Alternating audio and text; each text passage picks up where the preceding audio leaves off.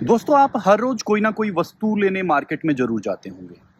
हो सकता है कि आप किसी ग्रोसरी शॉप के ऊपर जाएं या किसी शॉपिंग मॉल के अंदर। लेकिन आपने कभी किसी वस्तु का जो टैग है उसके ऊपर एमआरपी चेक की है? जरूर चेक की होगी। लेकिन आपको ये चीज नहीं पता होगी कि वो किस मटेरियल से बनी है। मैं मटेरियल ऑफ क्वालिटी की बात कर रहा हूं कि आप समझते होंगे कि जितने ज़्यादा पैसे में मिली है, उतनी जो उसकी क्वालिटी ऑफ मटेरियल है वो अच्छा होगा। लेकिन आपको उसकी वास्तविक प्राइस का नहीं पता होता, कभी भी नहीं पता होता। ऑफ वगैरह मिला करके आपने एक प्रोडक्ट को ले लिया। मान लो आपने कोई 200 रुपए की शॉपिंग कहीं से भी की है। आपको एक्चुअल में ये नहीं पता कि उस वस्तु को बनने में और आप तक पहुंचाने में उसका ओरिजिनल जो वैल्यू है वो कितनी आई है। अब मान लीजिए एक 200 रुपए की वस्तु है, वो आपने खरीद ली और आपको नहीं पता कि ये वस्तु जो है कितने रुपए में बनी है।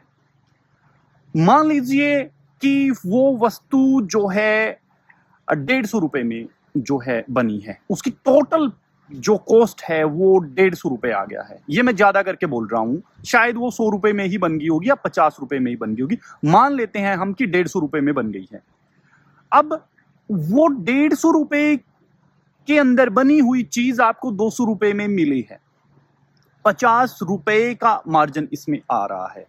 अब इसी वस्तु को जब हम कोई और वस्तु के साथ कंपेयर करते हैं और वो बड़ी मात्रा में, मतलब 1 लाख रुपए की चीज है या फिर कोई मतलब महंगा फोन है या महंगा लैपटॉप है या गाड़ी है, तो आपको नहीं पता कि उसकी एक्चुअल वैल्यू क्या है। हो सकता है उसकी एक्चुअल वैल्यू बहुत कम हो और टैक्स वगैरह मिला करके आपको ज्यादा रुपए की, या मान लो 10 लाख रुपए की एक कार पड़ रही है। तो कार्ल मार्क्स की एक थियरी है जिसको वो सरप्लस थियरी कहते हैं या फिर अतिरिक्त मूल्य का सिद्धांत कहते हैं। वो कहते हैं कि एक वस्तु को जो बनी है उसके बनने में कितना मटेरियल लगा और कितना टोटल कॉस्ट आई, वो ग्राहक को नहीं पता होती है।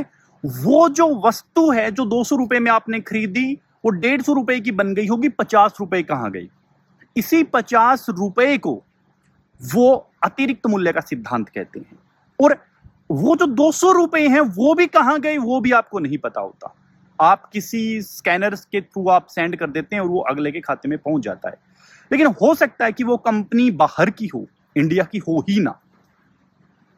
तो वो जो जितना भी प्राइस है, अतिरिक्त मूल्य है, वो उसके खाते में चला जाता है। और रिसोर्सेज भी, जैसे कोका कोला की बात कर लेता हूं। कोका कोला की एक बोतल है, वो मान लीजिए उसका प्राइस जो है 20 रुपए या 30 रुपए होगा। अब इंडिया के रिसोर्सेज हैं, उनको इस्तेमाल किया, पर्यावरण को इस्तेमाल किया, फिर उसके बाद में इंडिया के पानी को इस्तेमाल किया। हर चीज इंडिया का इस्तेमाल करके आप तक घोल के वो पिला दी गई, या वो एक घोल मिला करके पेप्सी की बोतल आपको पिला दी गई।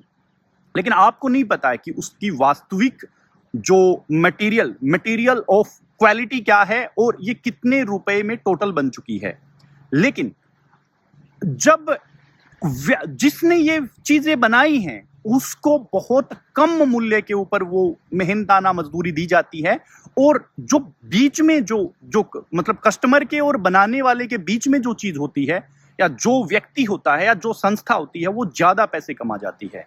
इसी को अतिरिक्त मूल्य का सिद्धांत कहते हैं। और जब वो पैसा कहीं चला जाता है, यानी कि किसी दूसरी कंपनी के पास या दूसरे विदेश में चला जाता है, इसे हम नियो इंपीरियलिज्म की थियरी भी कहते हैं। तो जाहिर है आपको समझ में आई होगी ये बात। नमस्कार, जय हिंद।